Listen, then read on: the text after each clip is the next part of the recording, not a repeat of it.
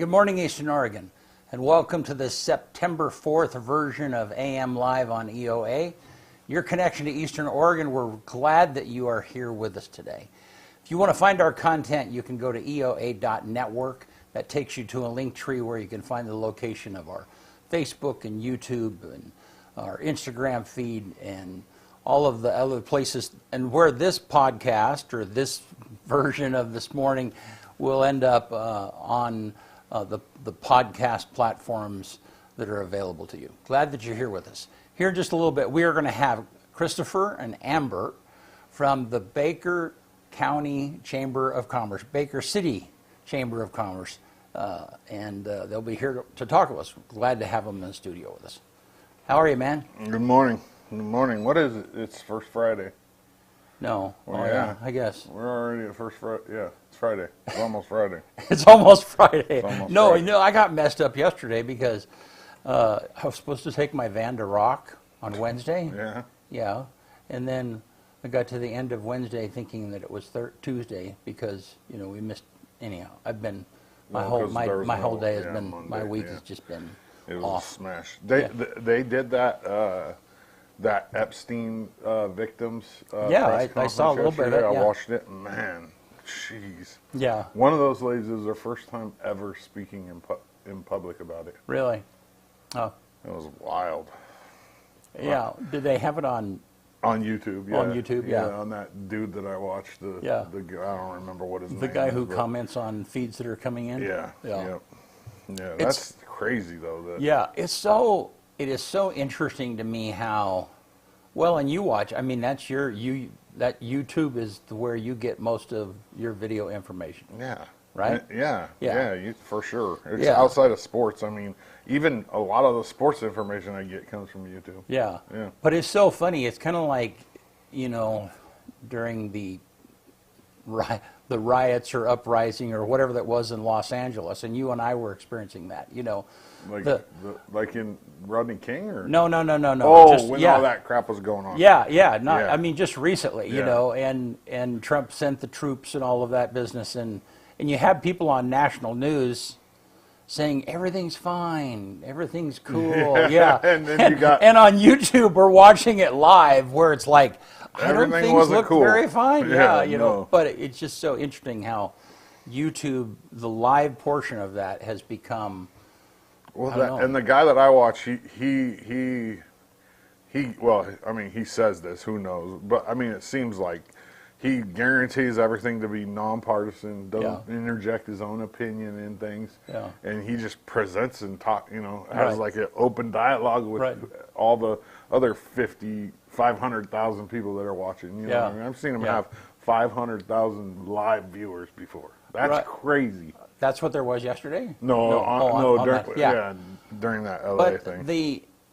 Now does he interact with them in the chat box also, or they're they're chatting and he's talking. Right. Yeah, that's but how. Is he recognizing? Is he reading their comments and stuff? Yeah. Okay. Yeah. And that's how he. That's how he talks to them. Like Yeah. that's how he talks to the people that are in, that are watching. Yeah. They'll chat something, hey, that guy was crazy looking, and then he'll respond like, like. Yeah. Kind of like you do at the football games. Yeah, it's exactly what. Yeah, very similar. Yeah. And I don't know anybody else that does that for sports. Well, I think it's kind of a niche thing. It could be. It doesn't happen very often. Yeah. I mean, remember that guy for the Estacada guy, the radio pirate? Yeah. I guess he kind of did it, but I mean, he was on the radio, right? And then that was wild. That guy. Was that Estacada?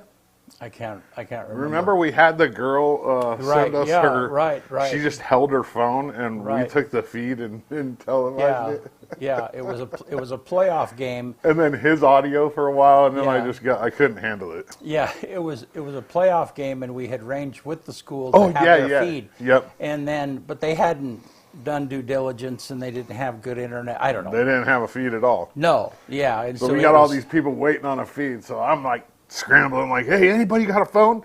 Like, start streaming. Yeah, and then we picked got it up and put it on her. Yeah. And then we're like, oh, we need audio. Let's check this guy. Like, no, How long did we last? I don't know. About a quarter, I think. I lasted. He was sure excited that we pulled his feet in for a bit. Oh my goodness, that was wild. That was fun. Well, hey, you want to do sports? Let's do it. All right.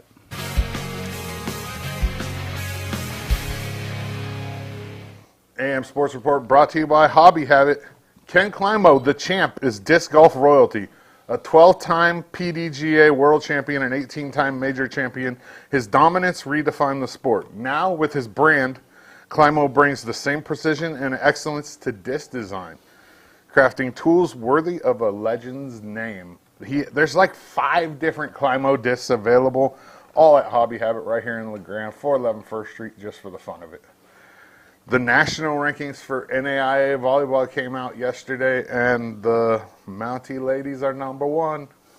It's not a target that Khaki likes to have this early in the season, but it gets the team pumped up, I think, and it's exciting. I mean, they're 8-0. They've only lost 1 set all year.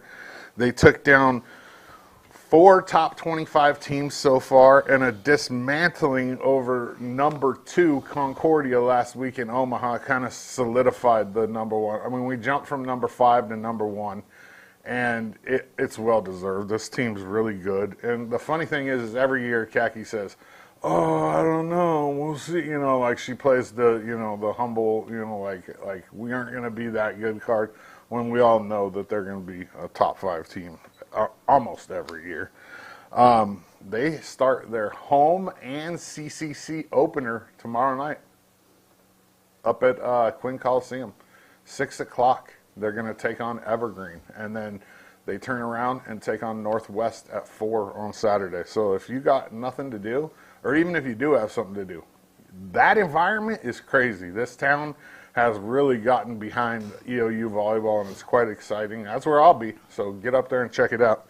EOU women's soccer ran their record to a perfect 5-0 on the season with a 1-0 win over Park Gilbert yesterday. It was a 9 o'clock game, 9 o'clock in the morning on a Wednesday. Now, they do that because obviously Park Gilbert from Arizona, they're on a pass-through, they're traveling, they want to get on the road, probably got home last night.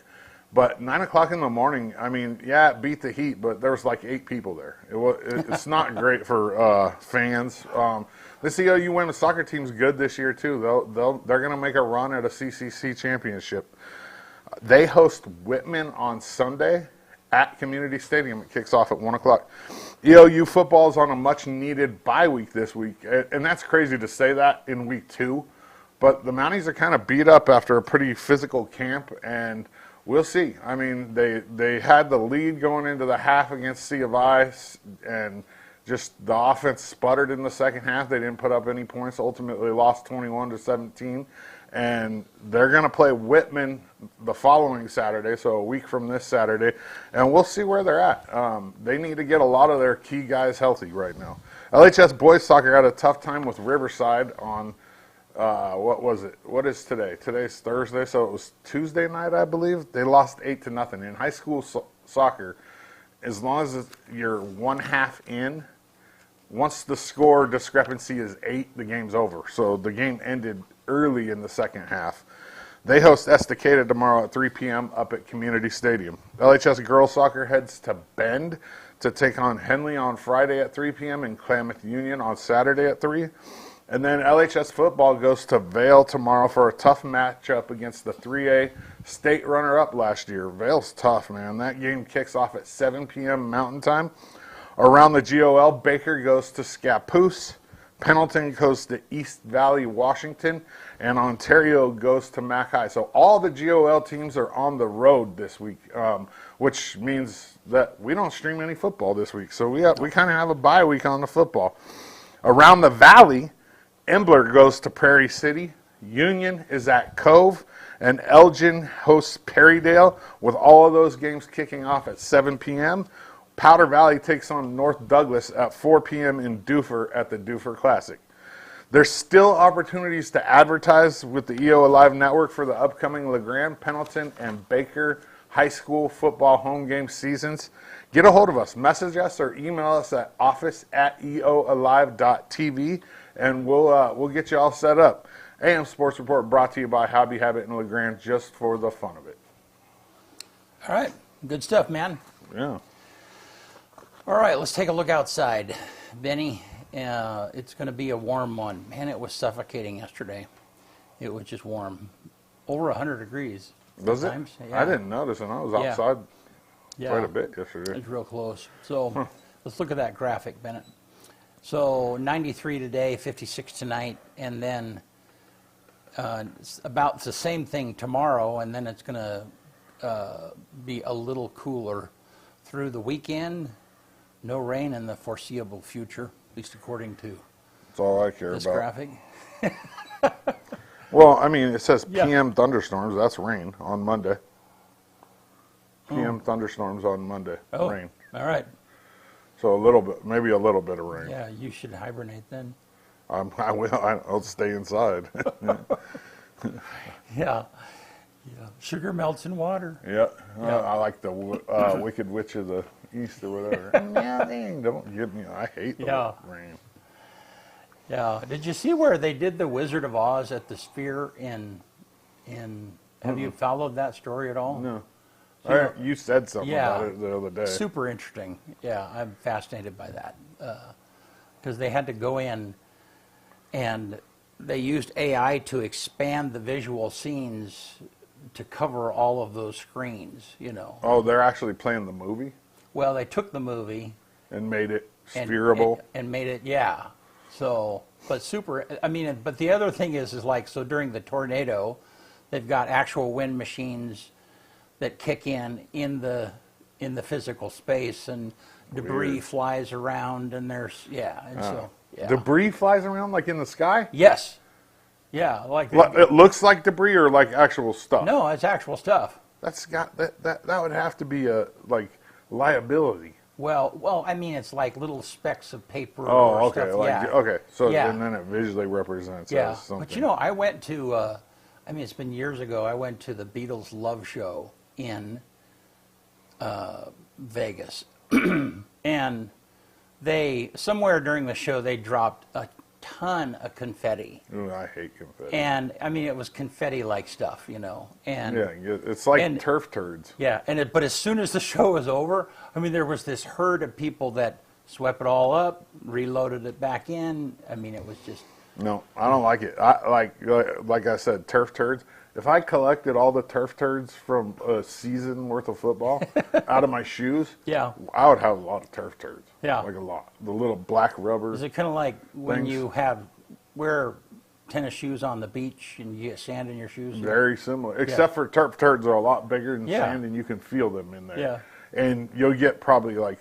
I don't know, you dump out, you get a little pile, every game, and it's ridiculous. And plus, that's what makes it hot, too. Yeah. If it's 100 degrees outside, it's 110 down there on that football field, on a turf field. Yeah, because of the black. It is definitely hotter, yep. All right, well, hey, we're going to take a break, and we will be right back with the Baker City Chamber folks. See you in a minute.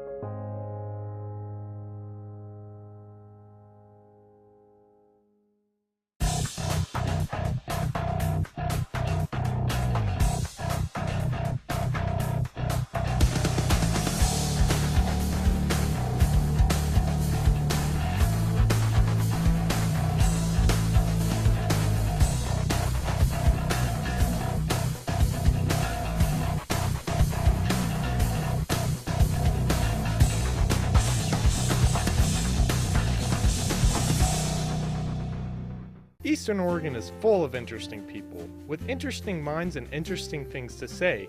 Here at EO Live, we're committed to connecting you to these intriguing people with EO Talks. We let our special guests share their ideas and life experiences with deep, open, engaging, and inquisitive conversations. You'll also be informed in depth on some of the most recent and relevant events, issues, and more. EO Talks on EO Live, your connection to Eastern Oregon, now on Roku.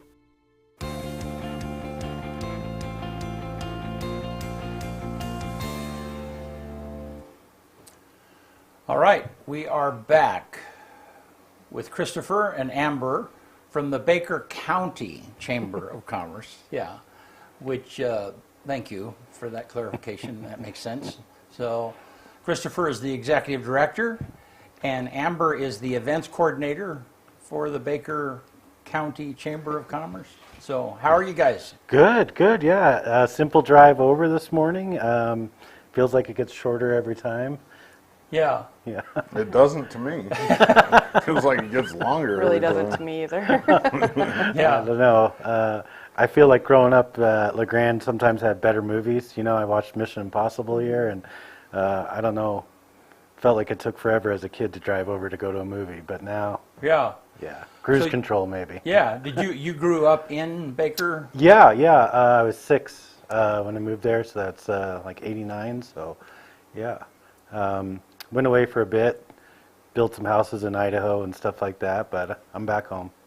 Cool. All right. And Amber, how about you?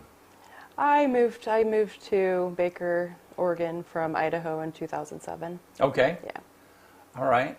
Well, great. Well, glad to have you guys with us, and we have become a part of the Chamber of Commerce over in Baker County. Yes. And went to the banquet. That was kind of our first jump into the activities that you guys were doing over there and stuff. And I think we illustrated how well of a collaboration this is going to be, considering we didn't have a microphone and you did. And That's right. You know, I've Bless you.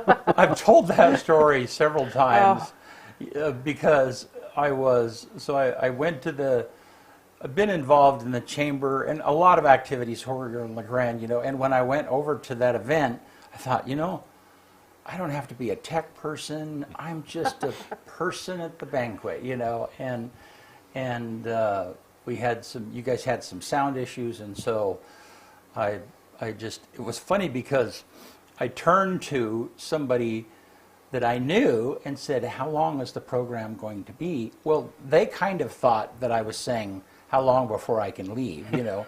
And actually said, they said, oh, it's going to be about, you know, probably 30 minutes, you know? And I said, well, I have a portable sound system I could go get, you know, and 3 tables went.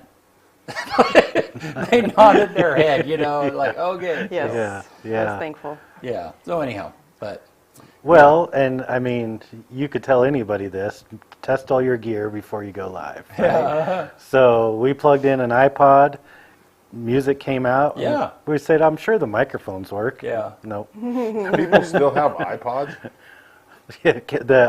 So we inherited this audio equipment, and when I opened it all up, it had a little 1/8" plugged into an iPod, and I said, oh, good. What do we got on here? Oh, not bad. Yeah, it was music from 1942, the last time it was played. Yeah. Yeah. The funny thing is, do you remember when the iPod came out, though, how monumental that was? You know, 1,000 songs on one device or whatever the case might be. I mean, I still cringe thinking about flipping the tape over. Yeah. Right. Right. I want an hour of uninterrupted music. Yeah. Gave us the CD. Yeah. You know, now I want 6 hours, 8 hours. Yeah. Gave us the iPod. Now I want it to tap into my brain and tell me exactly what music I want to hear right now. Yeah. That's next. Probably so. Yeah. The thing I get exhausted by, we're totally off topic here, is having to pick something. You know, I mean, that is. Yeah, you thought cable was a problem, right? Now Right. you have 20 Right. different streams. It's like, what Yeah. movie do you want to watch? Yeah, I know, and I feel, I mean, I'm the one that picks the movie or picks the show most often, you know, and I feel stress. It's like, I don't want to be the what if I decide wrong? I mean, you know, that's, you know, anyhow, off topic totally. Yeah. But, yeah, just how technology has changed so much. So, well, so, Christopher, how long have you been the how did you get to being the executive director, and how long have you been there? Well, to be honest, my predecessor, Devin, was a friend of mine, and Jessica, my wife, traveled Baker County, is working with Shelley 2 predecessors ago, and then Devin was on her way out, and Jerry Peacock, who was my principal and Devin's and many others, came to me and said, there looks like there's going to be an opportunity to have a new director at the chamber, and asked if I'd be interested. And myself and several others applied, and I got it. I hadn't been involved with the chamber for a while. I would say like 2003, 2005 was the last time I was on a chamber board, but with my marketing background and everything, they saw me as a good candidate to step in. Of course, being hyper local like I am, knowing Baker and the county really well, just made it a good fit. Yeah. So I'm really grateful for Jerry to reach out. And And what were you doing previously? I was working with EO Media, primarily in Baker County as a marketing consultant. So I refuse to say I was a salesman, right? Which comes from doing a needs assessment with a business to look at what we had to offer that business that would help fit those needs. If you come in and try to sell a quarter-page ad in a newspaper, and that's not what they need, it's not going to go really well. Right. So that was part of what I was doing different in my time there. And what I've done in the chamber world too is if you go to sign up to be a chamber member, you don't just pay your dues and become a member. That's not how it works. We have a one-on-one needs assessment to see what is it you're looking to get out of your membership. A tiered approach. Here's our different tiers, and how those bundles work, or you need a more custom approach to your business. And then it goes to the board of directors to be voted on and discussed and voted on to have you come into the chamber. So I guess that's kind of where that parallel was between EO Media and the chamber, is to have that needs assessment. Let's make sure within what we're going to do together is going to fulfill what you're looking for and really help. Good. So, so you've been around business in Eastern Oregon for a bit then. Yeah. Yes. So what do small businesses need in Eastern Oregon? I think a lot of it's just the difference between marketing and advertising. I'll use Janie. She's our treasurer on our board and the owner of Kick Sportswear in downtown Baker City. And when you go into Kicks, you have this wall of all of the sports and ag folks that they've worked with over the years, right? And I said to Janie, don't put an ad for your sale on sneakers when you have done incredible community work over years and years. Market yourself as a community partner. Show that you support them. People will support you. Mm-hmm. And so just really understanding a business and what they're doing and how it serves the greater purpose of the economic development of Baker County, right? Like, I think when I went to Salem to talk to lawmakers there, I used a restaurant downtown, and I said, they're doing really well. Of any business downtown that you see thriving, it's these restaurants that are really making it. But then you have to realize that their cars need tires. Mm-hmm. And they have the money to go to Lubros and get those tires, mm-hmm. right? And that's that circle that I think a lot of people need to understand, why it's convenient to order on Amazon. It's not a good idea for your community, right? Mm-hmm. To truly understand what we're trying to do as a community of businesses, and like I say, the greater economic development of Baker County. Yeah. Well, and we are, we're the sponsors that we really enjoy the most that invest in us are the ones that they're investing in the athletic teams, they're the ones first in line often to donate in many different places. Absolutely. They're genuine community partners. Yes. And so then for me, and it took me a while to get onto this, it really did, because I came from a super frugal family, and it was always the best deal was the most important thing, But after a while, I began to realize that I don't mind spending more knowing that it's going to stay here. Mm-hmm. Yeah. And because there's a greater good.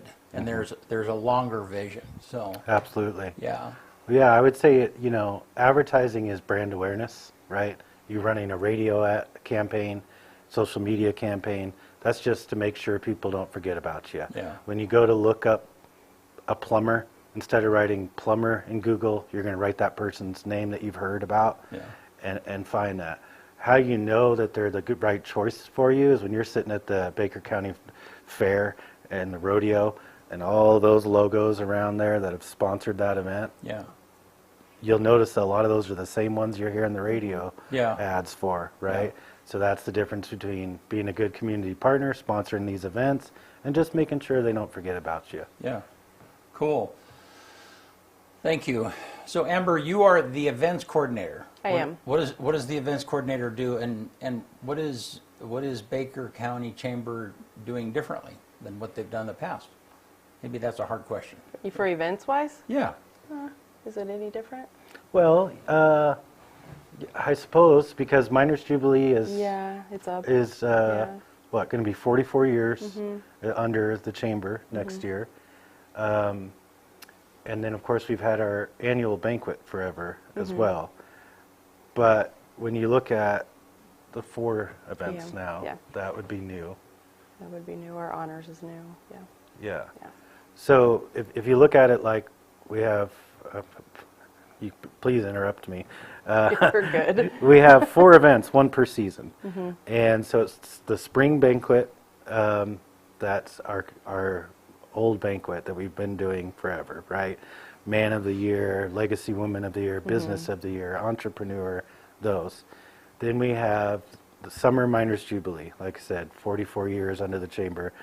Then we started Honors, which is in fall, and it's about the workforce, right? Whereas the banquet typically is about the head of the business, or like I say, Legacy Person of the Year. That's 20 years minimum that you've been working in Baker County.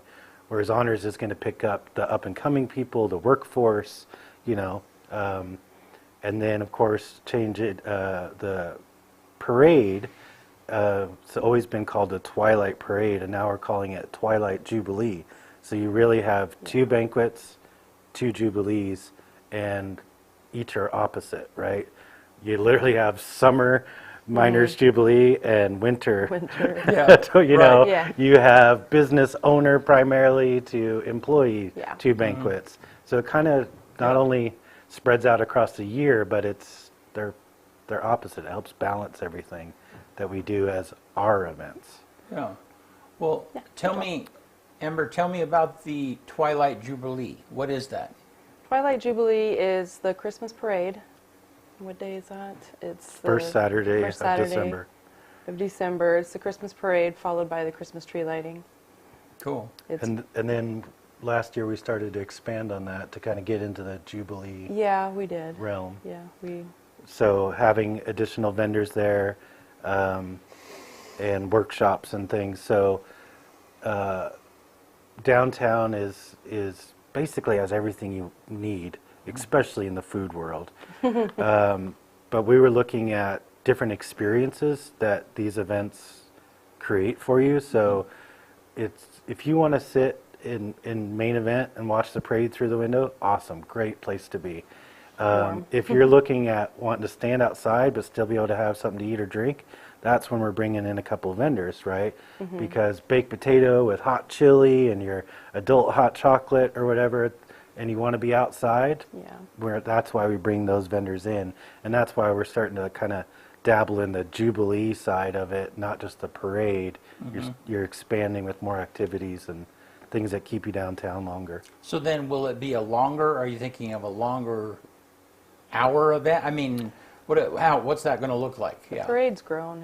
It's growing. Yeah, the parade. It's a big parade. Parade's bigger, but as far as like downtown presence that day, that we're going to close off Court Street between Main and First, directly across from Court Street Plaza where the Christmas tree is. And those vendors and activities will be there all that day through the parade. So instead of like rushing downtown for that hour, it turns into a day-long thing. And then you just think about our partners and everybody that's working really hard on that weekend with Baker City Downtown's Festival of Trees at the Heritage Museum. Then you have the 4-H Bazaar with all the vendors at the Baker County Fairgrounds. So you really start to have just a suite of events that weekend that you can hop around. Cookie Crawl It's a good is kickoff to the holiday season. Cookie Crawl is right before the parade, so you're going shop to shop downtown, getting your cookies. That's nice. Yeah. It's pretty neat. Yeah. It's really neat. It's a fun one. Well, I think that's a great idea. And have you done that in the past with the parade? Is, make it more of an all-day thing, or is that something you're going to start this year? It was last year. I think we're just keep adding to. Yeah. Yeah, we opened probably 2 in the afternoon Yeah. last year for vendors, primarily just, MC Taco Bus and Yeah. stuff like that. Get your fill, be warm before the Yeah. parade. Yeah. But we're looking at having it be more of a, day-long thing. All And day, yeah. I mean, you look at Miners Jubilee in 1989 when I first went, there was, 40 vendors there. Oh Right. boy. Last year we had 130 something. Wow. It was big. They grow. They Yeah. tend to grow. Yeah. So yeah, in small towns like Pendleton and LeGrand and Baker City, it's always fun to go someplace else than where you are, and so, I mean, this is our home. We live here in LeGrand. We actually live in Island City, Tanya and I do. But, we were in Baker City not too long ago, and I mean, it is just, you have downtown Baker City, and it's been that way for a while. Part of it is that the redoing of downtown in Baker City really started about 10 years earlier than they did here in LeGrand. And so then that it was more developed. I remember when I moved here in '97, and I loved how Baker City, even at that time, they had redone the lamp posts, and they had, I mean, It's really it just pretty. had a very nice Yeah. vibe to it. Yeah.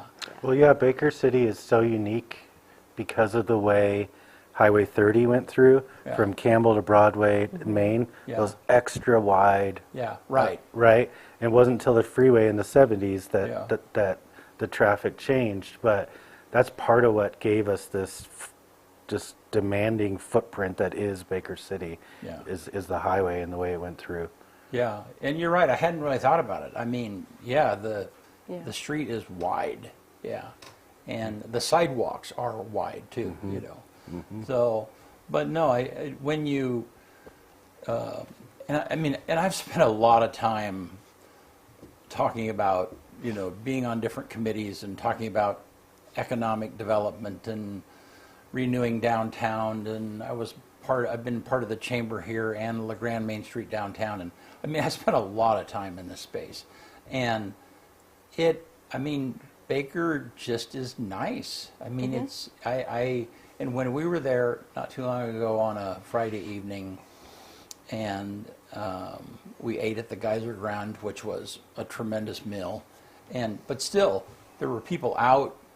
There was activity up and down the street, and that is hard. It's hard to, I mean, the one thing that is hard for Baker City, and it's the same thing for LeGrand, is getting people off of the freeway to downtown. Yeah.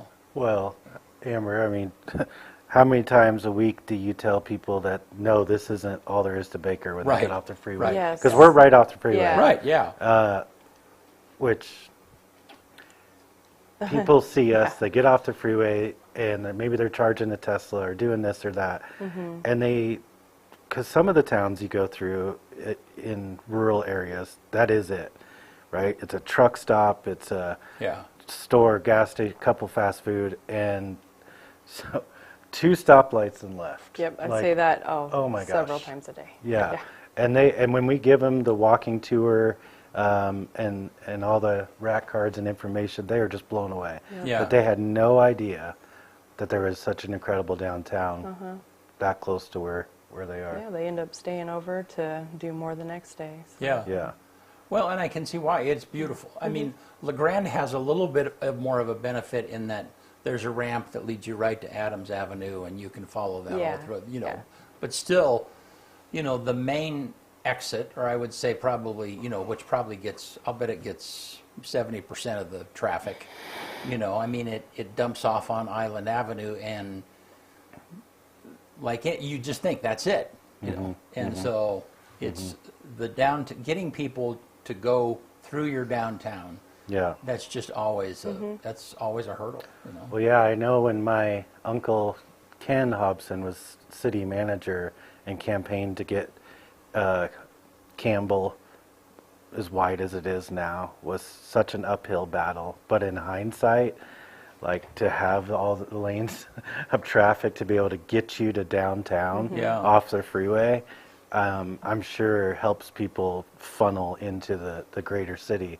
Because if it was that teeny little road that it was in the 70s when the freeway, I don't think people would really understand that they're on a main drag and it's got to be going somewhere. Right. You know?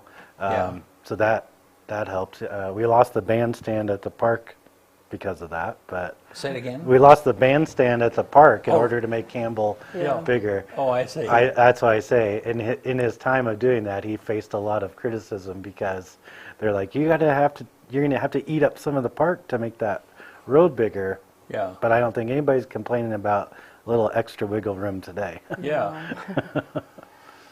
Well, cool. So what else is out there that you're kind of thinking about, wanting to do? I mean, I guess let's talk about one of the things that I know you're actively trying to do is to support events outside of Baker City more. Yeah, I mean, talk about that a little bit, Ann. We are helping Sumter. Yeah. We just did the Memorial and Labor Day, you know, the administration for them and help them put on a good event. Yeah. Yeah. Took in vendors, you know, placed them, did, you know, we're getting ready to do to help them with the 50th? The train. The railroad. The railroad, they're going to be celebrating their 50th anniversary for a 2-week-long event in June next year. And they came to the chamber to say, hey, you know, you guys have been doing really successful events. We want to work with you on rolling this out. And just the fact that they were meeting us almost a year prior shows that they understand how much work goes into, especially a 2-week-long event. It's a lot of work. Right. And all of that, I mean, you guys can encourage them. You can give them guidance. Yes. But every event ends up being supported by people on the ground that are absolutely.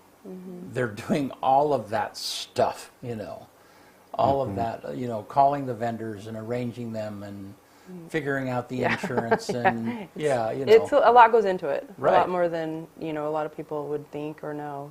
So, we did all the behind the scenes for the 2 Sumter events this year, whereas the city still ran the events.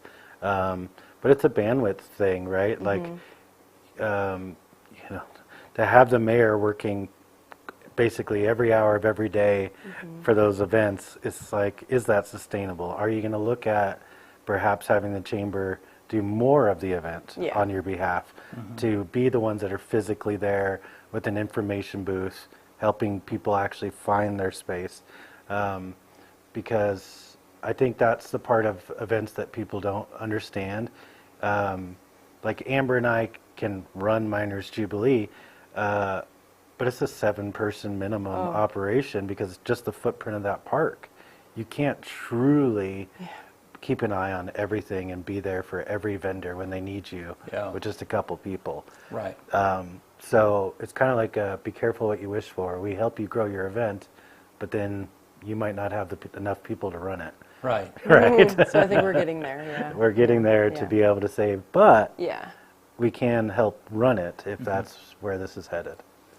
Well, and you mentioned another wonderful asset in Baker City is the park, right there in the middle of the gorgeous city. Park. Yeah. I mean, and that's beautiful. What a wonderful place. And just to have such an incredible relationship with Jennifer Murphy, at Public Works right now, and the city invited us to a meeting recently to look at certain vendor fees and maintenance on the park, and really just relying us as a strong partner who utilizes that park regularly to help come up with a plan, was a great invitation and opportunity for us. Yeah. Well, and people, that is an amazing asset that people don't understand. I mean, there's a lot of events that happen here at the fairgrounds, which is a great place for doing that, and they're in the middle of improving that space, but still it's separated from downtown. And Riverside Park here, another beautiful space, but it's having a park that's in the core of your downtown. I mean, that's awesome. Yeah. That's great for you guys. Well, and I think it'll help too as we start rolling out more wayfinding from that park to the greater parks network that the Leo Adler Trail provides along the river. So if you're at Geyser Pullman, you can get on the path right across the street and go to Central Park. Yeah. And that's where the water park is, that's where the amphitheater is, and like people don't know that when you're standing at Geyser, to be like, oh, there's another park that has different things to offer. Right, yeah. Just short walk here. And then ultimately, as the city of Baker and Baker City downtown continue to work on Court Street Plaza, that'd kind of be the end of the Greater Parks Network. So you're at Central, you just cross Resort, and now you're at Court Street Plaza in downtown. Yep. So you're looking at 3 very different parks with different things to offer, all connected by the Leo Adler Trail. That's pretty incredible. That is. That's awesome. See, I didn't know that. Yeah. So, I mean, this is great. I had a question and it escaped me, but so we're in the middle of. Oh, I know what it was. So help me understand the difference between tourism and the Chamber of Commerce, and are they the same thing? Yeah. So unlike here, your DMO. And DMO is what? I can hear my wife yelling at me. Yeah. I can't understand her words. Yeah. Say it Yeah. louder. Yeah. Destination. Yeah. Yeah. See, we're not the DMO, so I don't have to Yeah, remember. I know. Yeah. Heads in beds. Destination marketing organization. Thank you. Good job. Thank you. So yeah, Travel Baker County, and Jessica Hobson is the DMO. So she's looking at big net, trying to get people to come more than 50 miles away and stay the night in Baker County. Okay. And the chamber side is business focused. However, where there's a lot of overlap is the customer base, right? So Premier Auto Body is a chamber member, and they're primarily locally funded through their customer base, right? So tourism isn't really their world. But I might be talking to Betty's Books downtown, who might have a mix of both, local support, but also a really cute bookstore for tourists to come in and get something. So and then all the way to somebody that's completely tourist-based, like the RV park, A-Frame RV Park. So that's when our worlds collide, is to find your customer base. And so when it is tourist focused, then the chamber is going to work in that world to help bring more tourists to your business. And that's why being able to collaborate with Travel Baker County or Baker City downtown and say, let's look at, united front in the tourism world, because we don't all need to be shooting in the dark trying to get people there. But, I mean, outside money into a community is a lot better than that community money leaving, right? Which, full circle to the Amazon reference, is if you're coming from Idaho or Eastern Washington, spending money in LeGrand or Baker City, that's great because that's new money coming in. So I think everybody benefits, kind of like my point earlier about the restaurant to the tire shop or restaurant to the auto body shop, is tourism trickle down helps everybody, regardless if you're in that world or not. Because a restaurant does well, and you can go and get your car fixed. Yep. Go Yeah. shopping. That worked out. Yeah. Yeah. Yeah. Yeah. Go take a nice walk downtown, see some cute shops, shop, end up staying because you loved it so much and you've got more things you want to do tomorrow. Yeah. Yeah. I hear a lot of that. Well, so tell me, just remind me how the chamber is funded and how tourism is funded. Sure. Because they all have different buckets of funds. Yeah. Yeah, like I said, I think we're a little bit more separated than Union County that way. But you do have a downtown that's separate from the chamber here. Yeah, Right. yeah. So that's the same. So the visitor center so there's Baker County Unlimited. That's primarily who we are. And then that immediately gets split in half. Baker County Chamber of Commerce, we're registered with Oregon and the United States to be the Chamber of Commerce for Baker County.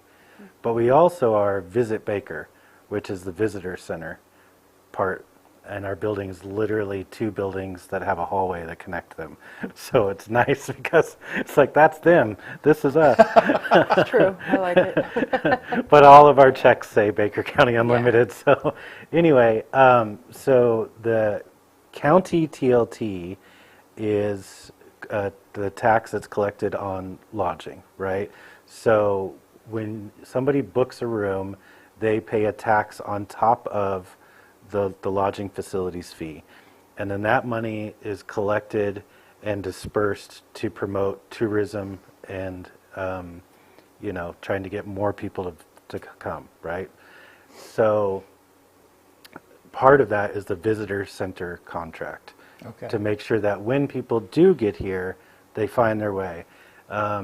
Because a lot of times when somebody plans a trip, they say, we're going to do the Oregon Trail Interpretive Center. That's all we know what we're doing. It's like, great, how long are you going to be here? 3 days. It might take you all day to go through Tech. Right. But it's not going to take you 3 days. Right, yeah. So, we have all of these resources and guides and everything to really help people plan a trip, fill their day of their whatever they're going to be there for. And like I said earlier, just the people that just get off the freeway and they're like, I have 8 hours, what should I do? If we weren't there, what are they going to do? They might just get back on the freeway and assume there's really nothing they could do in that block of time. Yeah. But the Heritage Museum's open and just down the street from us. That's a great use of your time. Have lunch at the park. It's right there by the park. Go through the museum, if you just have a few hours. Yeah. But yeah, so the Chamber of Commerce is solely funded off of membership. We receive no county money, no TLT money, none of that. And it's the difference between being a 501c3 and a 6. So we are a 3, meaning we get membership dues, and that's how that we're funded. If you're a 6, you're primarily looking for grant support. Okay. But regardless, that's kind of how the money splits. This visitor center contract, the Chamber of Commerce, are separate. Okay. So what are you looking out there that you want to do more of? I think our strongest suit right now is events. We have proven track record. The ROI is there, plain to see. Sumter nearly tripled revenue over last year compared to this year with our help. So, when I hired Amber, I was joking about changing her business card with a pen every couple months because she's just kept rising and looking and being more invested in Baker County Unlimited as a whole, which is why she's now events coordinator, is because of all the things we've worked on together, she's like, I got this, and she's proven it. Jubilee. I enjoy it. Jubilee this year was just incredible. It was a lot. Yeah. It was well worth it. I just enjoy doing it. Yeah. so there's that side. And then as far as the business side of supporting members, I just would kind of go back to what I was saying earlier about the difference between marketing and advertising. I feel like I could do a whole TED Talk on that, because people are like, I'm spending thousands in advertising to market myself. And it's like, no, advertising is a part of marketing. It's a very small part of your marketing plan. Yeah. So if you're cutting checks and wondering why your business isn't working, you have to take a step back and understand what your business plan needs to be in order to be seen and to be a community partner. And, you know, I think, because Baker Floral and Botanicals, when they first got there, and then Lee with Blue Lotus Tattoo, this was before I was even on the chamber side. I went to them and said, you just moved to town. It's really important that people see you out at events and being social. And it's more like, I didn't say this, but to simplify it, it's better that you go out and have dinner and spend the $100 there than it would be to do a $100 Facebook boost, right? Because you're out in the community, you're being part of the community, and you're providing a service to that community.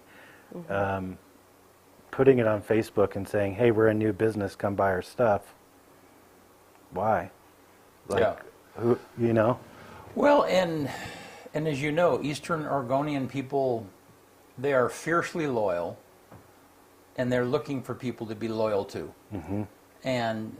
And so then, if you're absolutely right, if you see them out in the community, you see them invested, you see them, You then notice it. it's like, and people identify, oh, he's the owner of, Yep. oh, he is, yeah, he's involved in, yeah, and it makes a difference. Yeah. And Yeah. Baker Floral's done so well that they've moved to Main Street and are thriving down there. And then Blue Lotus Tattoo now has 2 other artists beside herself.